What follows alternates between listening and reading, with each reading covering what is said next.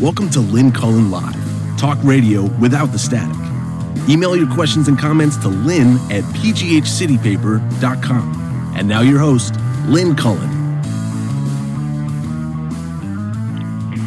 And good morning to you. It is June 18th, one day before Juneteenth, a holiday that a lot of us clueless white folks are learning more and more about.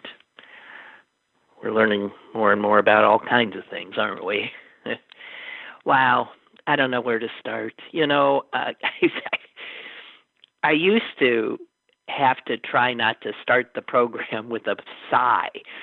And now I find myself always starting it with, I don't know where to start. There's so many thoughts just crashing around in my head, any one of which would be something that would fill an hour of one of my programs in the past. And I'm lucky if I even get to mentioning it. This is the kind of chaos brought to us by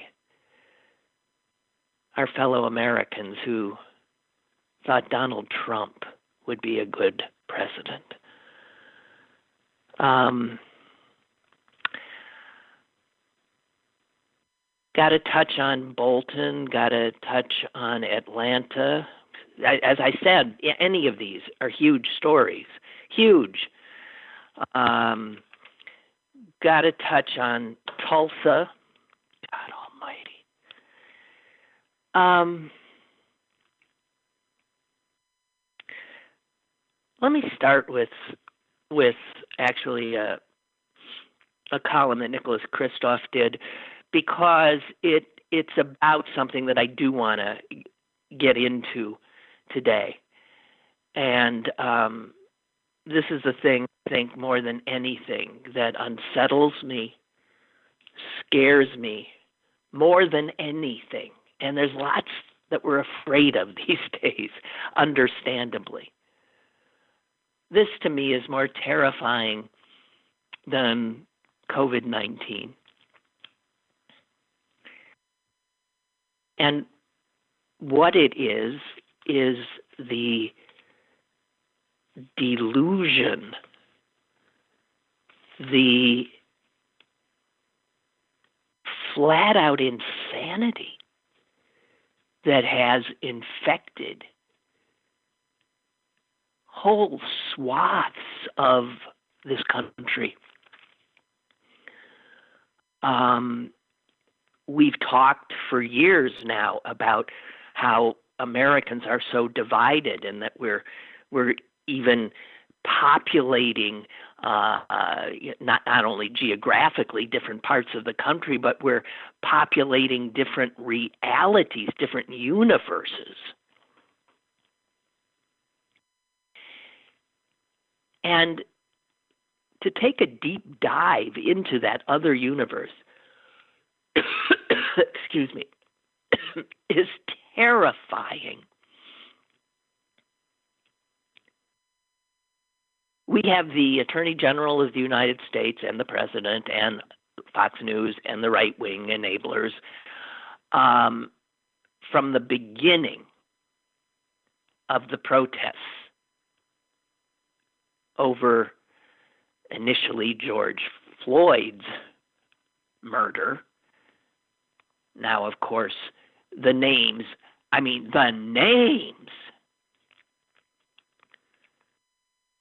the videos that keep piling up.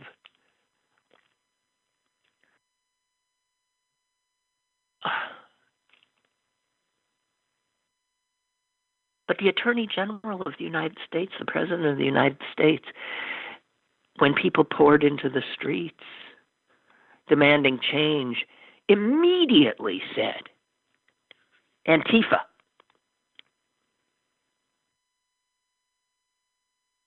There was zero basis in fact. Now that's scary. the two of the most powerful men in the country, immediately started to spread totally false information. Fox News picked it up and ran with it. And what I want to talk about is how the impact of that all over the country. There are Americans living in little towns all over this nation who go to bed at night with guns under their pillows, guns beside their beds, worrying about Antifa.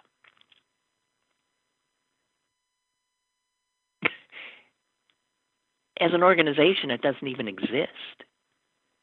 It's just sort of a bunch of what I think of as a bunch of anarchist kids who like to make trouble, sort of coming up with some kind of a political cover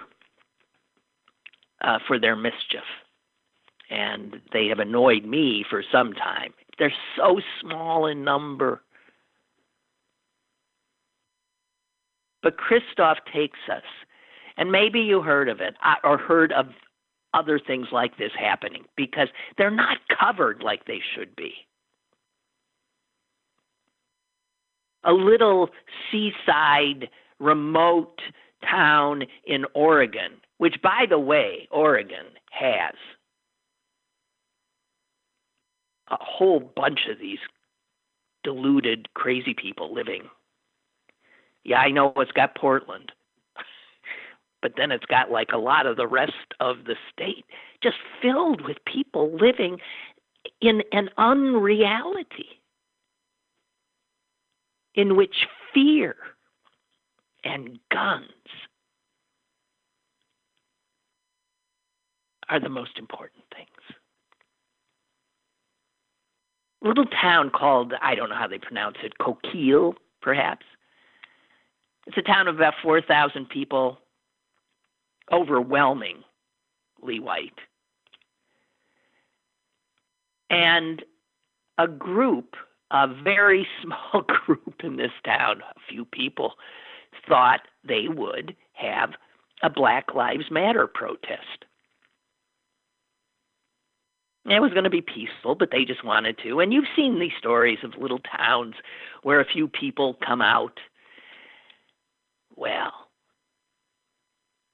word raced through the town like wildfire into the next town and the town after that, that busloads of Antifa terrorists were headed to Coquille to destroy the city. The sheriff and his deputies, according to Kristof, got out their bulletproof vests. They got out the armored vehicle they had, and they took up positions to defend their town. And they were not alone. More than 200 citizens of the town showed up. They had rifles. They had flags. And they came to defend their town from the Antifa caravan coming in.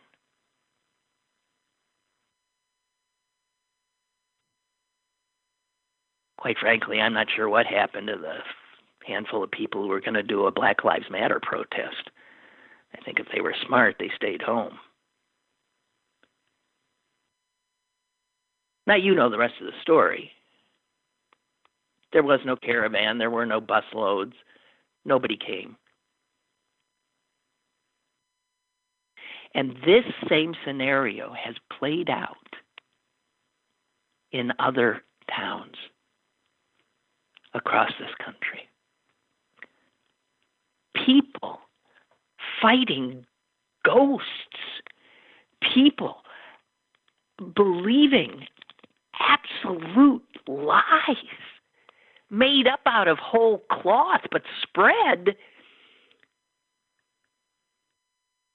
by the Attorney General of the United States of America, by the President of the United States of America, by the leading cable network, Fox News, and then, of course, social media.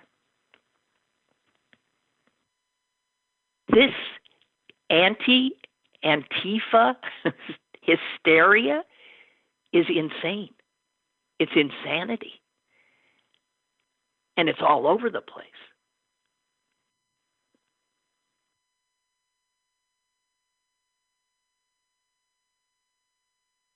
Little town of Forks, Washington. Overwhelmingly white. There was a family from Spokane who was camping in the area. They're mixed race.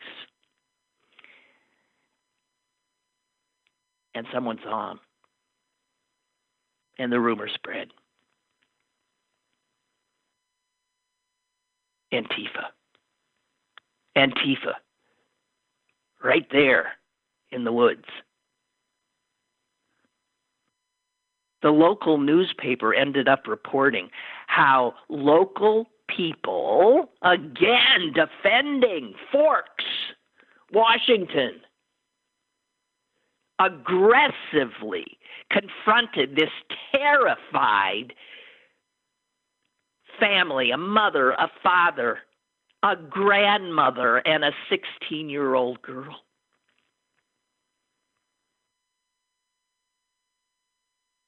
With these angry white people surrounding them, they were told, "We know you're Antifa."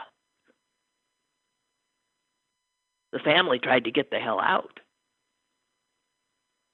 Their car was tailed by 4 other cars filled with these vigilantes, some armed, of course.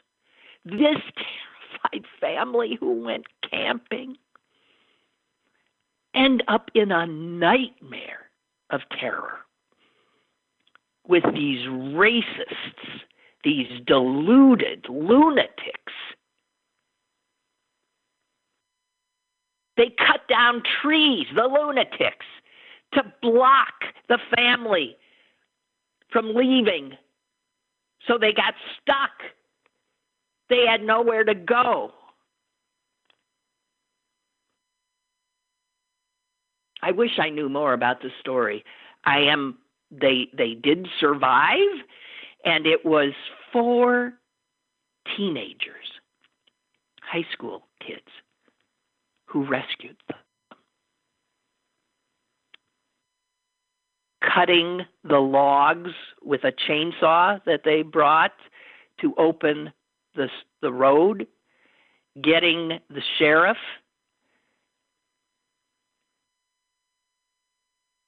who then escorted these folks out of Forks and to safety.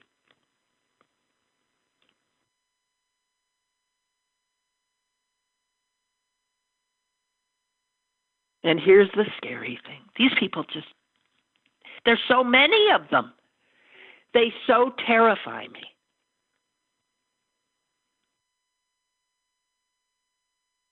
These kinds of genuine panic attacks by Americans with guns are an incredible danger.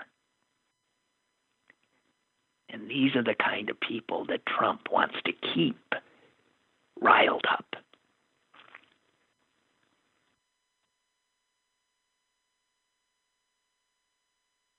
And then Kristof tells us something that, well, you should have figured. He says you might think that this kind of hysteria would be self-correcting. I mean, the citizens of Coquille saw that no caravans of Antifa came.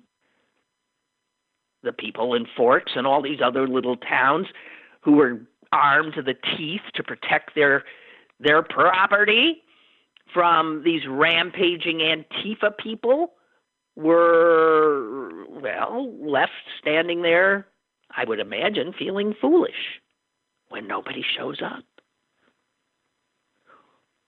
You would think that would be a sane person's, well, geez, I guess we got had. Somebody's messing with us. You would think they'd be angry that they were had. That people thought they were dumbbells who could be manipulated so easily. But that never happens. Because what happens in these little towns when Antifa doesn't show is that their show of force worked. So that the narrative actually gains traction. And they believe even more strongly that their show, these white folks and their guns, have saved the day and sent those cowardly Antifa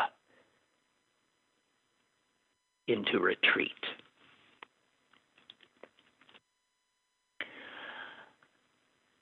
I am more terrified of these people than I am of Donald Trump, because he's going to be gone. They will not.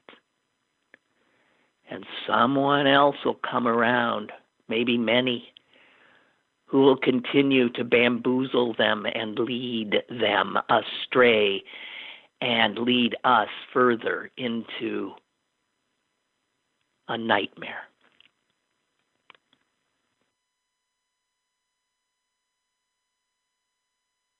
That's what I'm afraid of.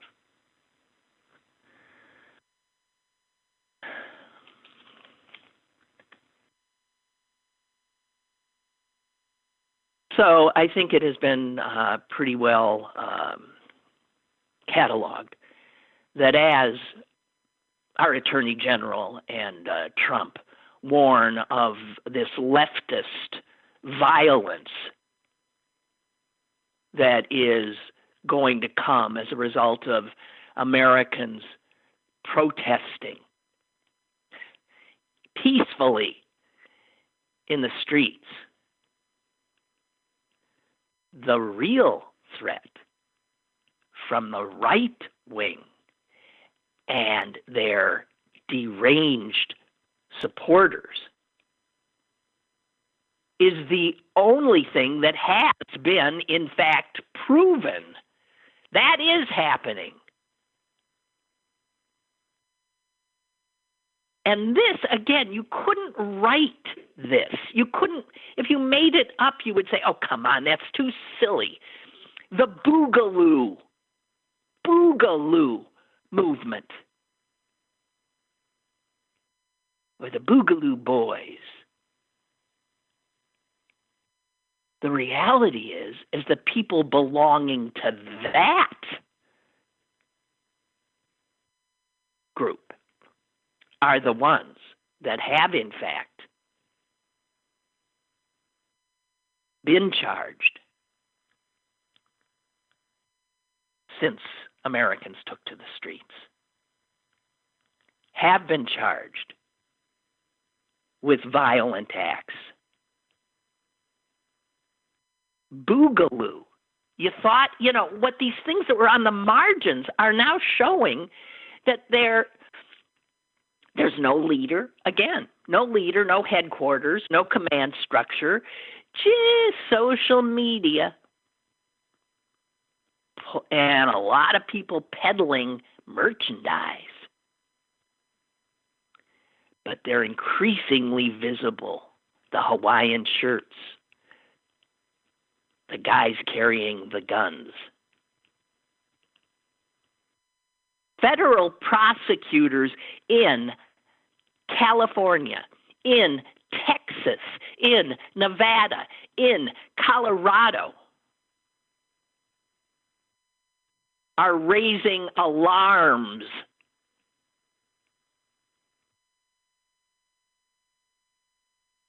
They've been arresting some of these folks. And anytime they arrest them, they find huge caches of weapons and explosives. You know about the Air Force Sergeant, Stephen Carrillo. He's boogaloo. Total. Undercover,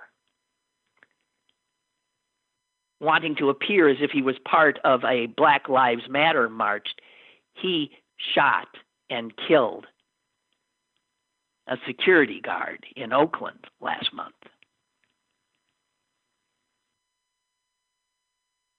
He got there in a car he stole, and he scrawled in his blood on that stolen car before he went off to kill somebody in a uniform. He wrote in his blood, B-O-O-G. Former FBI agent who studies extremist political activity. His name is Clint Watts. He said the numbers are simply overwhelming. Most of the violence is coming from the extreme right.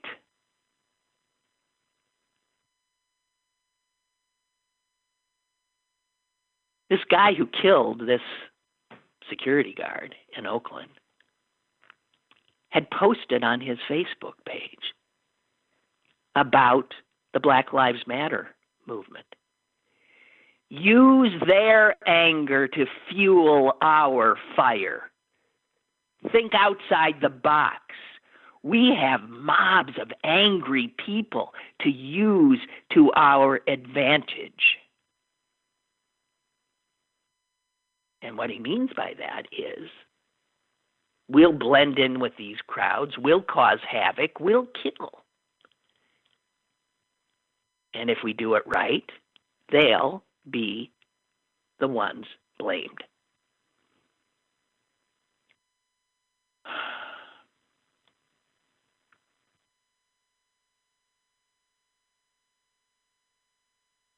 They are reaching tens of millions of people on social media.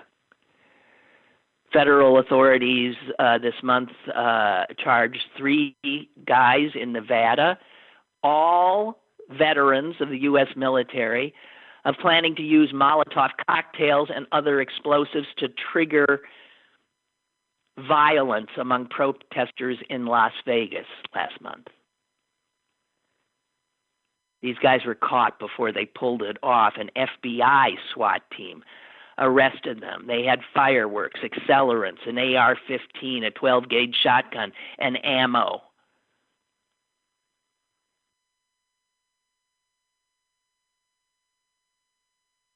They were also planning the firebombing of a Forest Service facility. All these guys with a military background are advocates of this boogaloo.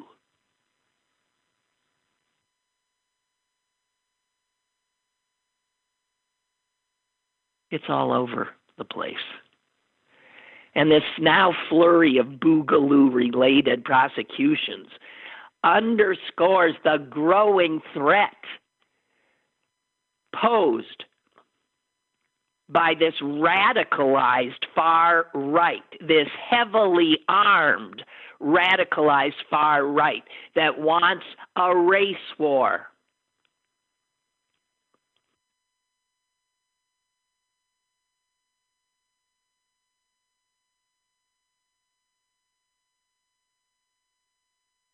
And yet Donald Trump, Bill Barr,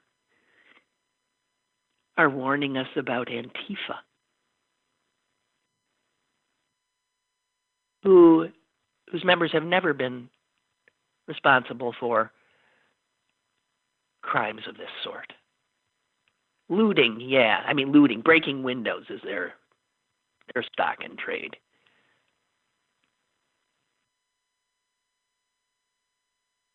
A lot of people say there needs to be a sense of urgency about this. Independent research groups have been warning for months and months about rising signs of this boogaloo organizing and activity on Facebook. Thank you, Mr. Zuckerberg. On Instagram, on Twitter. They used to be in the margins. They're right out front now.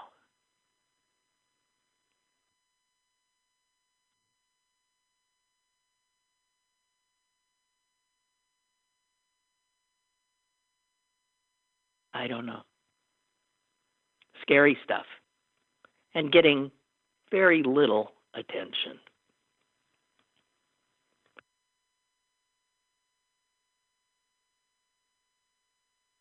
I find it astonishing that Trump is going through with the Tulsa rally. I really do.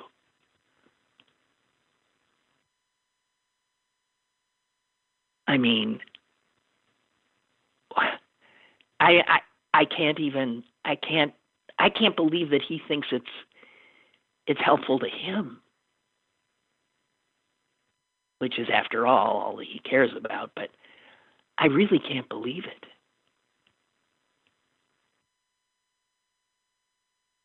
And did you see that the governor of Oklahoma has invited Trump to tour the black neighborhood since rebuilt that was burned and bombed to the ground in the murderous rampage of the Tulsa massacre? The leaders of the black community said, "What? We don't want him here."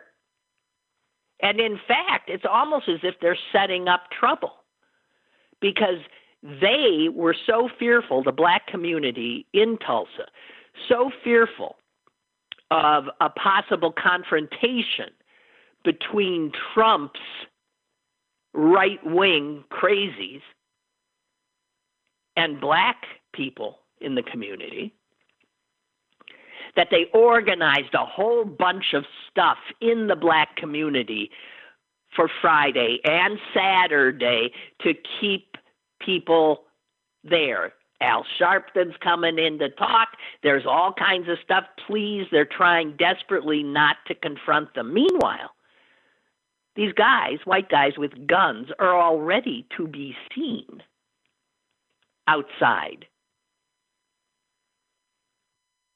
the building where the rally will be held.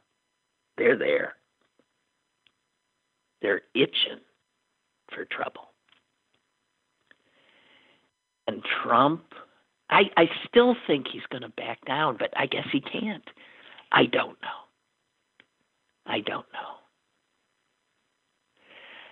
Thank you, Little Tony. It took me a while to get to that. The U.S. Supreme Court has ruled that the Trump administration cannot end DACA, the Dreamer Act. Oh, my God. The Supreme Court ruled Thursday the Trump administration cannot carry out its plans to shut down the Deferred Action for Childhood Arrivals, DACA, program, which has allowed nearly 800,000 young people to avoid deportation and remain here. This is a huge defeat. The decision was authored mostly by Chief Justice John Roberts. He was joined in the majority by the usual suspects, the liberal justices, Ginsburg, Breyer, Kagan, and Sotomayor. The others, Clarence Thomas, Samuel Alito, Gorsuch, and Kavanaugh, agreed with some parts, but they filed dissents. So there you have it. That is more good news coming out of the Supreme Court. I'm glad to hear it. Thank you. Yeah. Trump's going to try to create a super spreader event in Tulsa, which, of course, in Oklahoma had its single-day record, which broke the record set the day before of new cases. So they're spiking there, and he wants to create a super spreader event. Here's the reality. About 800 Americans a day are dying of COVID-19. And if we keep up that level, and there's no reason to believe we won't because you see it spiking all over in these red states now, we would be heading toward 200,000 dead before the summer's over.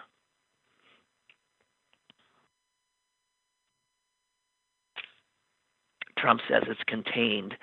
The vice president says it's contained.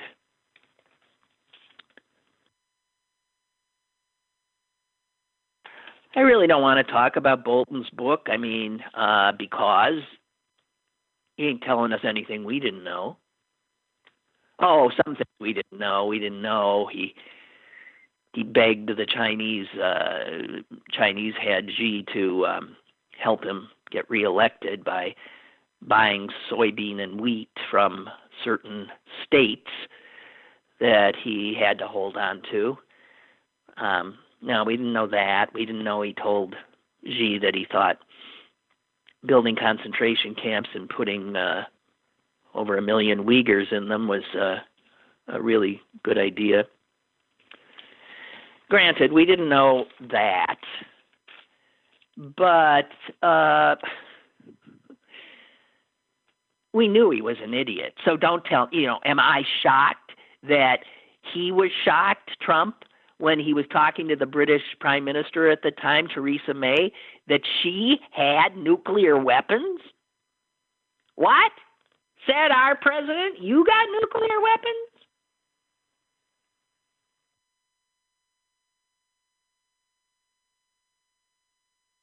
He thought Finland was part of Russia?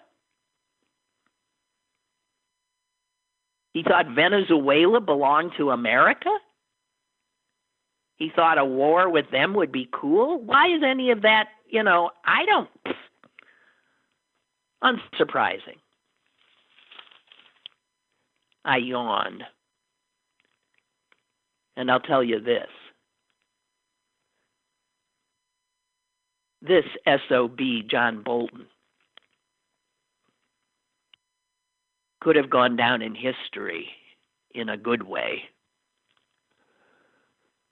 He could have changed the course of history by telling what he knew while the impeachment was going on. But he had money to make and a book to sell. And so he's just another corrupt enabler. He's just another example of extreme cowardice.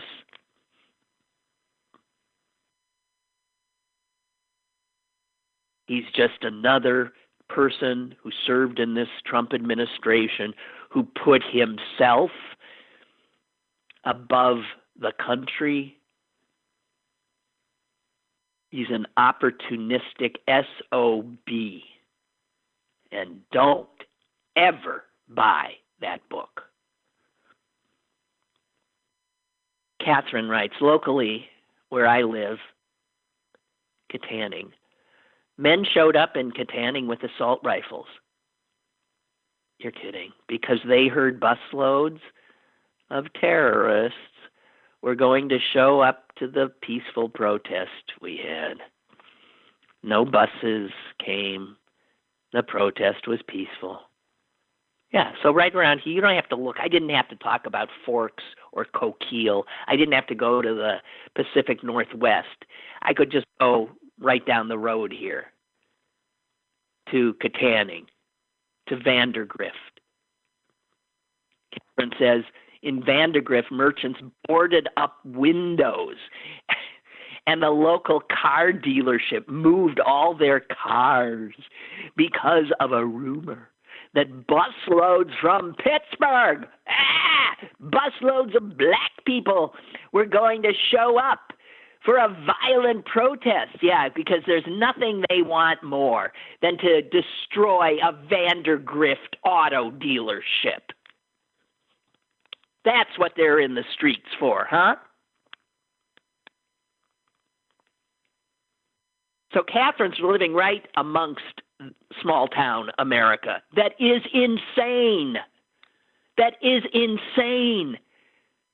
There's no other word for it. They're delusional. That's not insanity? Not being able to recognize reality? She says, I feel like I'm living in the Twilight Zone. You are. You are. I feel for you. I'm a little removed. Living in a big city. But we're all living in this craziness. Gigi writes, good morning. What's going on with the Supreme Court? Well, I'll tell you what's going on. John Roberts does not want his name to go down in history as the chief of the most corrupted and politicized court in modern history. He's trying single-handedly to save it because it bears his name. Just like the Warren Court, when Earl Warren was Chief Justice. In fact, there was a headline in the Wall Street Journal today, an article I, of course, did not read. It was on its opinion page that said something like, Warren Court to blame for police brutality or something like that. I think that's what it said. And I thought, oh, yeah, right, sure. Well, Roberts doesn't want Roberts Court to be used in that way, but it will be. Too much damage has been done. Chuck writes, regarding the Tulsa rally, let's see how many people actually show up. Trump is saying people are already standing in line. Well, Trump says, there's activity outside that building, but they're trying desperately to make it look like it's the place to be. Yeah, Trump said millions have requested tickets. I betcha. Those are the words of a master promoter. But in a state where the virus is on the increase, even the most dedicated followers will think twice before attending. I think the rally will fall flat. Well, it'll be interesting to see. I think if they think it'll fall flat, they'll pull the plug. If he thinks he's going to walk into a half-empty arena, he's going to pull the plug and say that he was concerned. The local leaders, he listened to the people who were expressing concern for the health of the people, blah, blah, blah. That's how it would go down, right? And Chuck writes, and just like the photo op at the church, this rally is just another photo op. They need material for the flood of ads we're going to be seeing in the coming months, which means that his performance at this rally will be over the top. Well, it'll be the first time, if it's held, that he gets that adrenaline going. Yeah.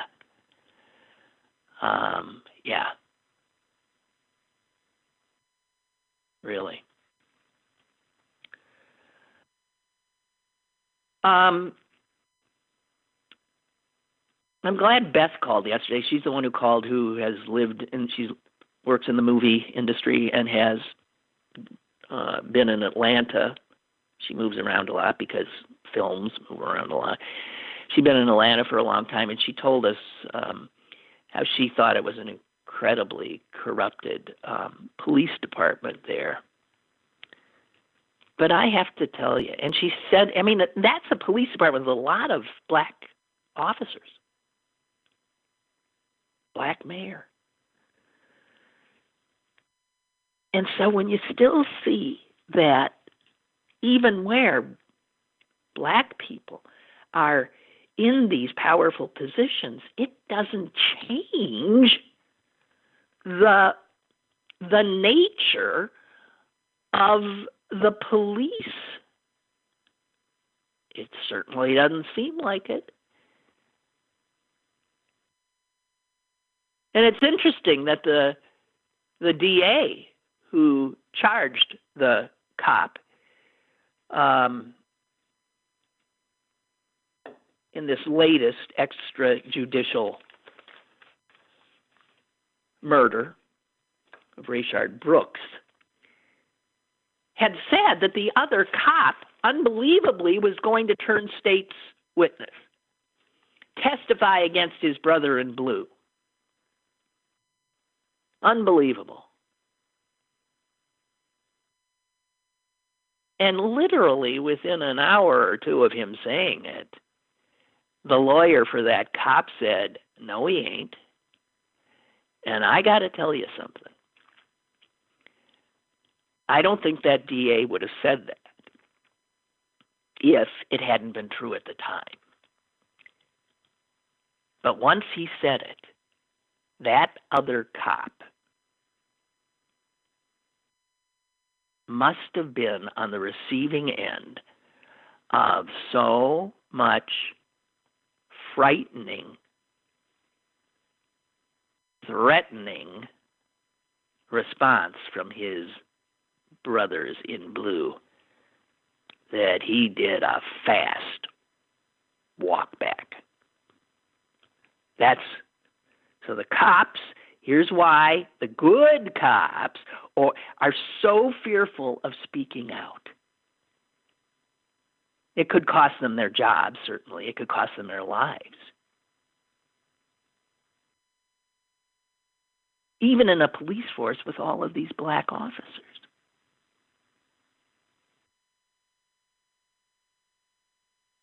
And then you saw the Atlanta cops refusing to respond to calls yesterday after their brother had been charged. Calls came in for police. They didn't respond. They were showing their muscle. And stop and think about that. I don't know what they're doing today. I haven't heard. Are they calling in sick? We got some blue flu going on. Here's the thing. These same cops, when it comes to following the law, will find the most minor, piddling, obscure, even stretch the reality of some minor law to pin something, anything, on a black man.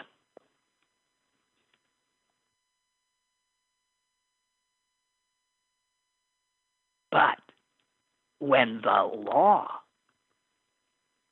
is applied to them, they go insane. They have a meltdown.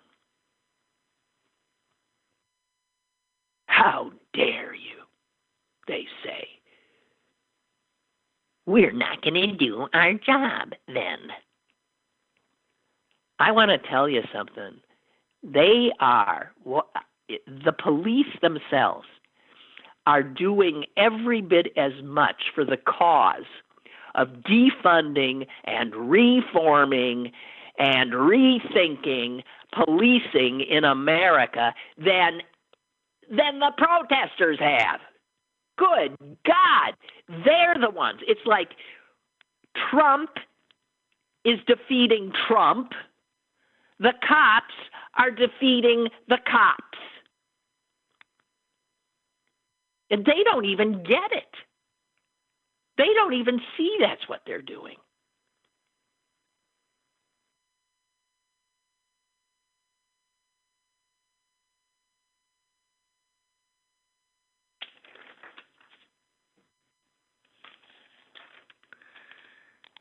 All right, so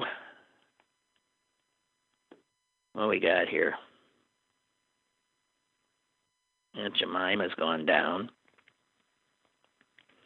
Mrs. Butterworth, ladies and gentlemen, is on the line too. Now, I'm a little surprised at that because I thought Mrs. Butterworth was a white lady. I mean, the bottle doesn't show, the bottle's shaped like a lady, a woman. And now the folks at Mrs. Butterworth, man, the syrup industry is really going through hell this week. That's ConAgra, a wonderful, horrible corporation, if there ever was one. They own Mrs. Butterworth. And they say that the company has begun a complete brand and package review. And I thought, huh? And it turns out that Mrs. Butterworth's physical shape strongly resembles, according to some folks, a mammy caricature. The physique, the style of dress. It's everything but the black skin and head covering. ConAgra said the bottle, the image, was intended to evoke the image of a loving grandmother.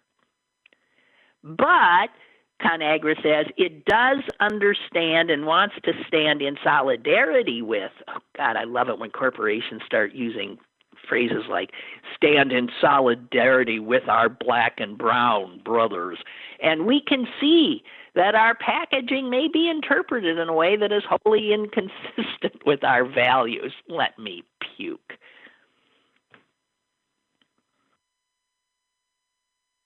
All right, so she might be going down. You notice the Native American on the Land O'Lakes butter, she went down earlier. Cream of wheat's next. Haven't heard from those folks yet, but the image on a box of cream of wheat, another happy-go-lucky black man in a white chef's uniform, is pretty much the same as it has been forever.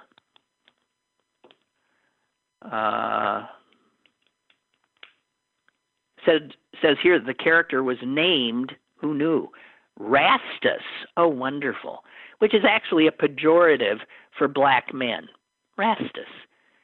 And he, in the past, has been depicted as a barely literate cook. Oh, boy, oh, boy, oh, boy, oh, boy. Okay, so it just keeps on happening.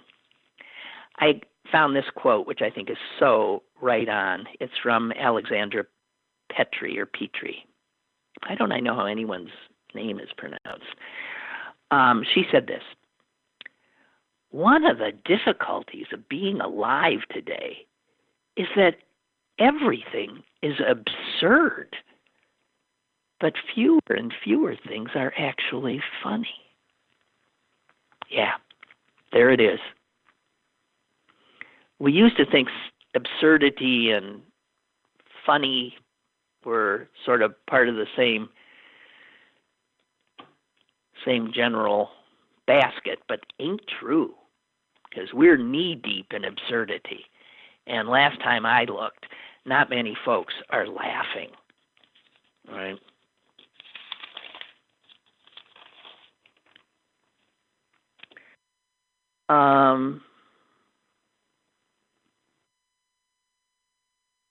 Okay.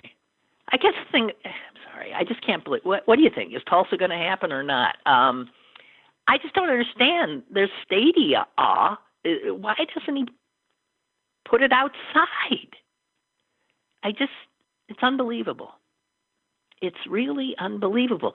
The greatest insanity and delusion is inside the head of a man who is, and I want to thank all you voters again who did it, the President of the United States. Wholly incompetent, ignorant, and nuts, and cruel.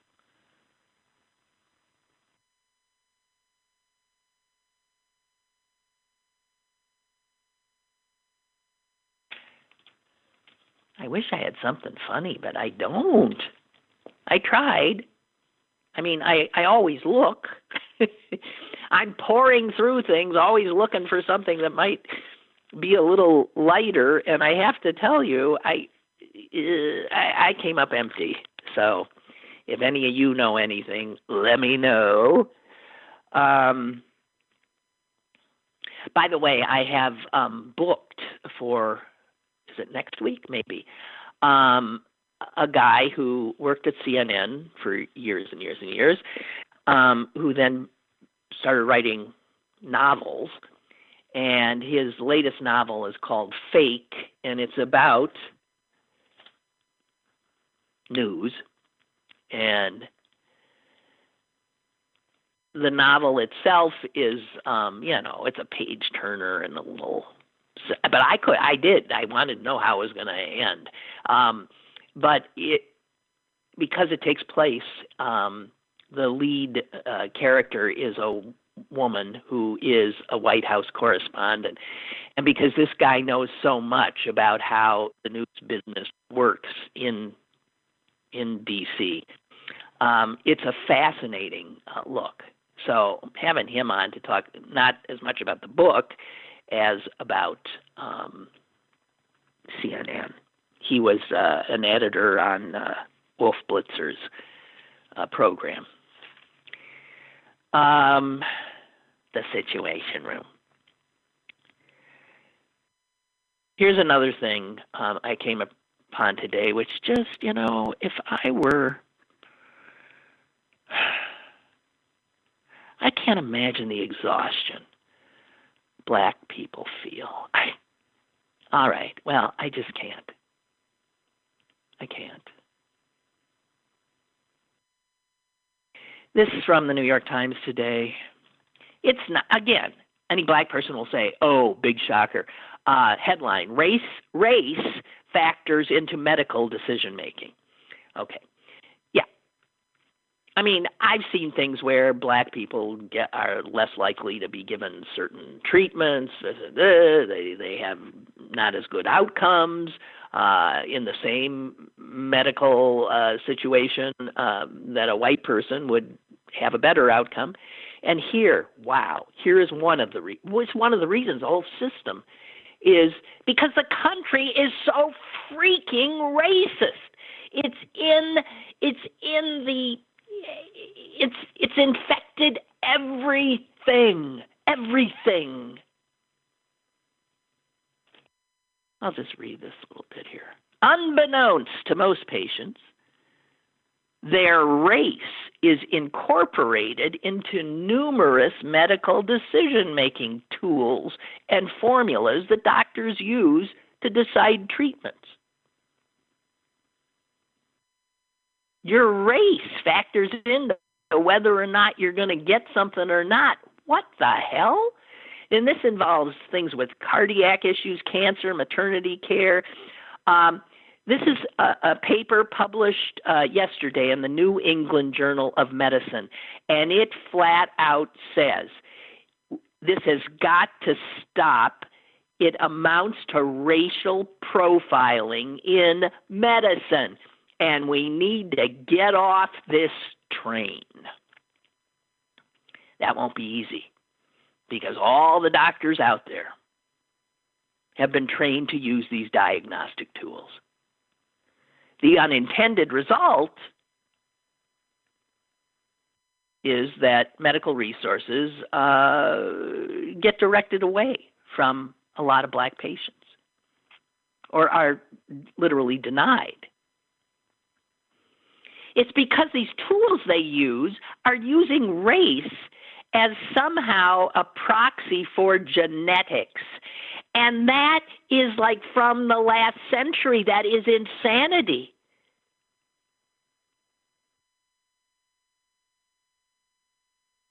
The paper in the New England Journal of Medicine includes a chart that lists 9 areas of medicine where there are race-based tests that are used today. Getting used right now over at UPMC. getting used right now over at Quest Diagnostics because it says labs routinely use these calculations, like figuring out if someone's kidney function is at the point where they need a kidney transplant. A white patient and a black patient, both having the same numbers on how their kidneys are filtering, will not necessarily be given the same answer of whether or not they can have a kidney transplant. In fact, the black people are handicapped.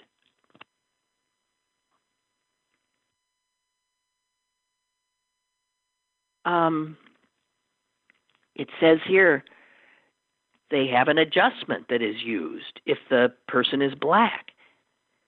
Black patients end up with slightly better rates of filtration than whites, which can be enough to make those with borderline kidney disease ineligible for a transplant. Same goes for osteoporosis medications.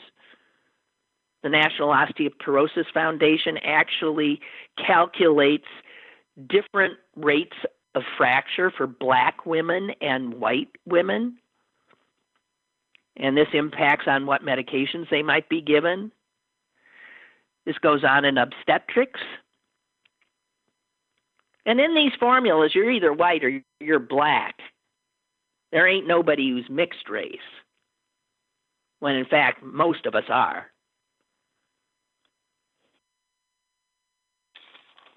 Just so you know. Incredible. Henry writes, Bolton, with his new book, is positioning himself as a patriot. Ain't going to happen. Ain't going to happen. He wants us to think he is a nation's son coming to our rescue with his wealth of information. It's just such bull. If he wanted to, Henry says, save the nation, he should have spoken up sooner. Exactly. He was looking at what's in this for me, what's in this for me, what's in this for me. He did not have to be subpoenaed by the Senate in order to tell what he knew. And at the time of the impeachment trial, any reporter would have given their right arm to get his story out. He is no patriot. I can't imagine anyone thinking he is.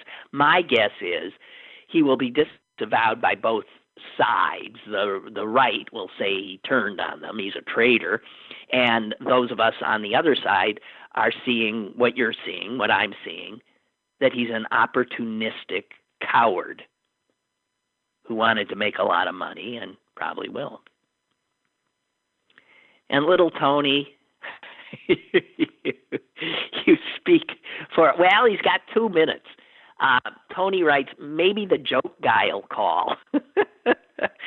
We could use that. I just want to say happy birthday to a good friend of mine who I haven't seen since all this crap.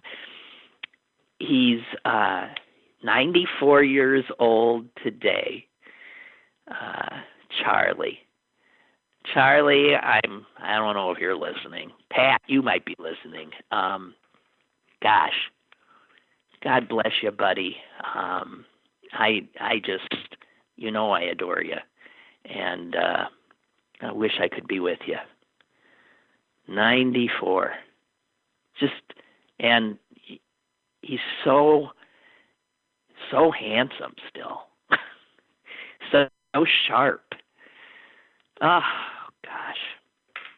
And he's such a good guy. Charlie, happy birthday. And many, many, many more. Well, I don't know, guys. It looks to me like our joke guy ain't going to call. Dang. Well, I when I say goodbye to you on Thursdays, I get so sort of freaked because I think, oh, my God, what's going to... And, obviously... So much happens within a 24-hour period that 72-hour period is a lifetime in this nightmarish new America. And I just want to say I hope we get through this weekend with no more unarmed black men being shot in the back by police or asphyxiated by police or beaten up by police. It's amazing to me that they haven't seemed to even back off at all.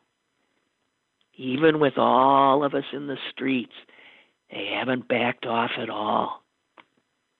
Seems like they've doubled down.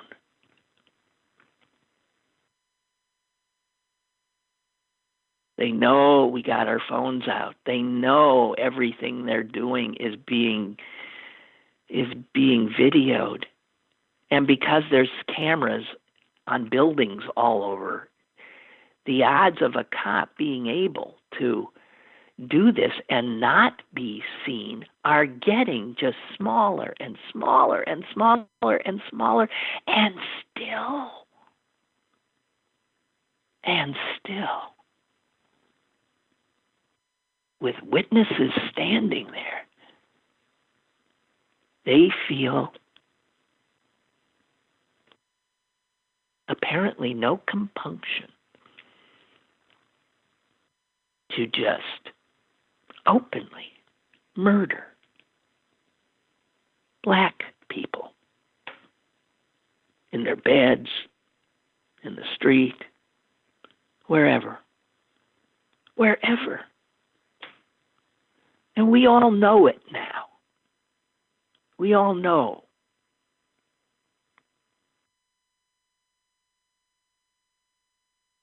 And we have to stop it. Okay, that's it from me. The joke guy didn't save us today. Okay, have a good weekend, and keep your heads down or up. I don't know. Do what you got to do, but be safe. See ya. Bye.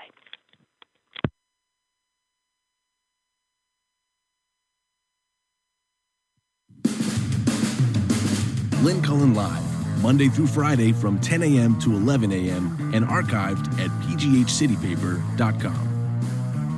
The opinions expressed on Lynn Cullen Live are those of the host and do not necessarily reflect the viewpoints of Pittsburgh City Paper or its advertisers.